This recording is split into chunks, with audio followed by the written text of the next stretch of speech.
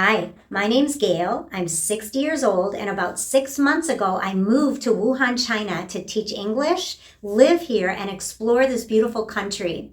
So it is summer vacation. I have about 2 months off, and my best friend came to visit, and we met in Shanghai, and we toured around to 5 cities. So today I'd like to share with you our 4 days that we spent in Beijing. At the end of the video, I will share with you if I could replan the 4 days again, what I would do differently. You know, some things went well and some things I would do differently just because of our energy level and mainly because of that. So enjoy the video and thanks so much for watching. We rolled into Beijing late at night from Shanghai and needed to get up early for our tour of Tiananmen Square and the Forbidden City. When we arrived, we found a 2-hour line. Over 40,000 visitors visit this historic landmark every day in peak season, so we were really glad we booked a tour. We learned so much from our guide. Tiananmen Square translates to Gate of Heavenly Peace. This is one of the world's largest public squares, steeped in history and political significance. Highlights include the monument to the people's heroes, Mao Zedong's portrait at the Tiananmen Gate, and the mausoleum of Mao Zedong. The Tiananmen Gate is also the main entrance to the Forbidden City. The Forbidden City is also known as the National Palace Museum, and it's the world's largest imperial palace complex. Built in the 1400s, it was home to 24 emperors of Ming and Qing dynasties. A walled-in city with over 8,000 rooms, it was the political and ceremonial heart of imperial China for over 500 years. It was closed to the public until 1925. Its area covers roughly 100 soccer fields, dwarfing many global landmarks like the Vatican City, and it holds almost 2 million cultural relics. We spent about 4 hours there and decided to duck out the West Gate, only to find ourselves in a charming Hutong neighborhood that offered a glimpse into old Beijing, with locals taking photos, traditional houses, people going about their lives, shops, and more. By this time, we were tired and hungry, so the burger at our hotel hit the spot. After dinner, we headed out to the popular Red Theater to catch a Chinese Acrobat show. It was incredible. Watching those talented performers was the perfect way to rest up for our big full-day tour to the Great Wall and Summer Palace the next day.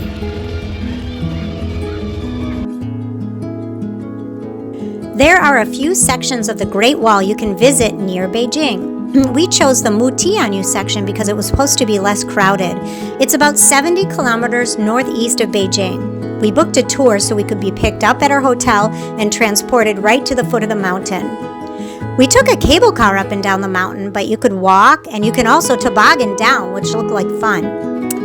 The Mutianyu section of the Great Wall dates back 1,400 years to 550 AD. It was built as a defense system against nomadic invaders. Soldiers lived up here for months in one of the 22 watchtowers.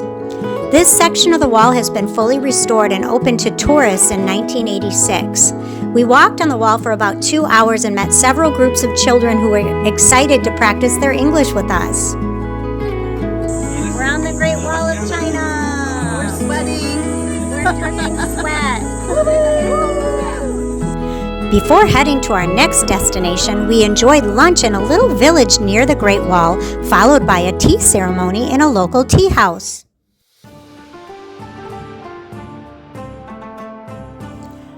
Our full-day tour concluded with a visit to the Summer Palace, Beijing's largest and best-preserved imperial garden, renowned for its harmonious blend of natural landscapes and classical architecture. It was built in 1750, destroyed in a war, and later rebuilt under an empress coined the Dragon Lady. She was the most infamous woman leader in all of China. The palace served as her summer retreat and a political hub during the late Qing dynasty. The garden features the world's longest corridor, adorned with over 14,000 paintings. The park is 75% water.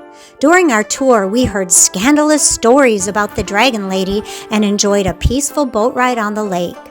The Summer Palace is definitely a must-see in Beijing. Our hotel was located near the Wangfujing Pedestrian Street, one of Beijing's most famous shopping and dining destinations. It was the perfect spot for some veggie dumplings for dinner after another long, hot day of walking. Day 3 included rest, shopping, and a Chinese watercolor class.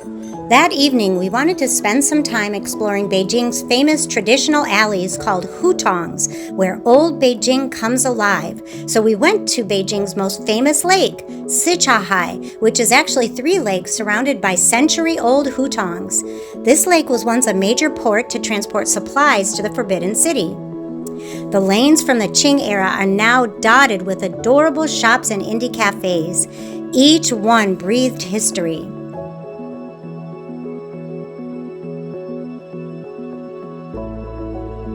Then we decided to rent a pedicab to tour the hutongs. Our energetic rider used his translation app to teach us all about the history in those narrow alleys. Locals still live in the ancient houses and courtyard homes.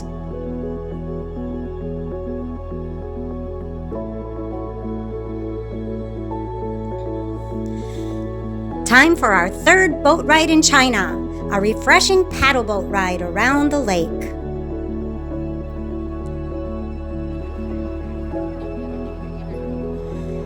When the sun sets, the area transforms magically with live music, rooftop cocktail lounges, and jazz clubs in the ancient hutongs.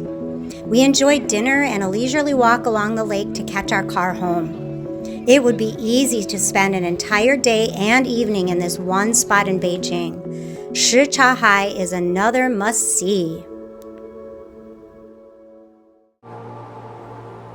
On our last day in Beijing, we woke up early to head to the Temple of Heaven, yet another one of China's world-renowned heritage sites. It was also close to city center.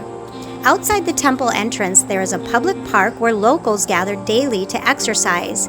We hopped into this group doing morning body tapping and were warmly welcomed. It felt great. What a good way to start your day. The Temple of Heaven was built in the 1400s during the Ming Dynasty by the same emperor who constructed the Forbidden City. For 500 years, Ming and Qing emperors performed annual rituals here to pray for harvests. If there was a bad harvest, the emperor was held responsible for praying incorrectly. I wouldn't want that responsibility. There's so much sacred symbolism in this temple. The northern circular walls and southern square walls reflect the belief that heaven is round and earth is square. The number 9 symbolized imperial authority and heaven's supremacy. The circular mound altar has 3 tiers with 9 steps each and marble slabs arranged in multiples of 9. We spent a few hours exploring this peaceful landmark, navigating our way out through the beautiful park. Our time in Beijing was almost over.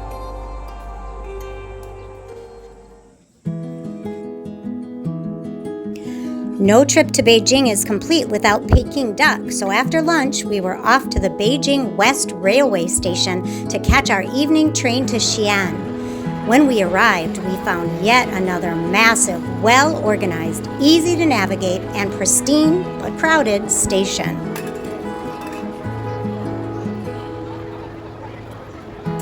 If you made it all the way to the end of this video, thanks so much for watching.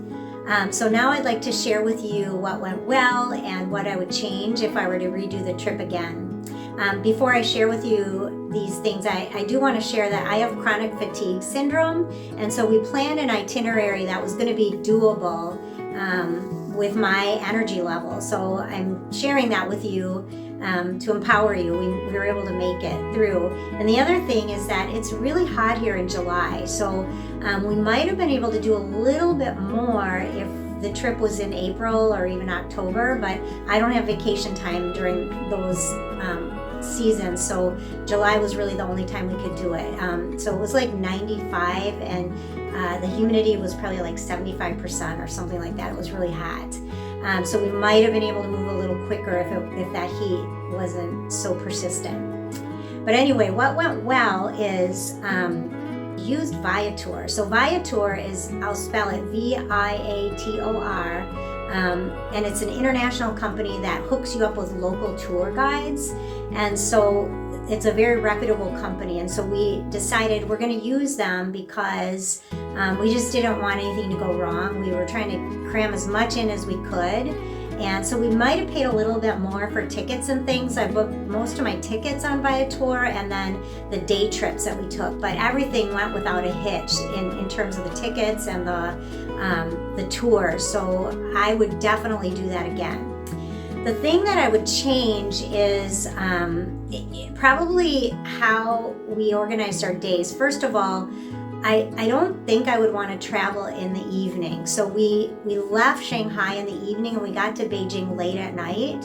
And we were thinking, okay, we'll get there, we'll get 7 hours of sleep and be up and ready to go. Well, I don't think I would do that again because we were really tired when we went to the Forbidden City and standing in that long line. I think if I would do it over, I would want to travel in the morning, probably get to Beijing around lunchtime, and then maybe do the Hutong tour in the evening that day, or just do something a little more low key, and then save those hardcore things, those tours, for the next day after we've had a chance to rest from that travel.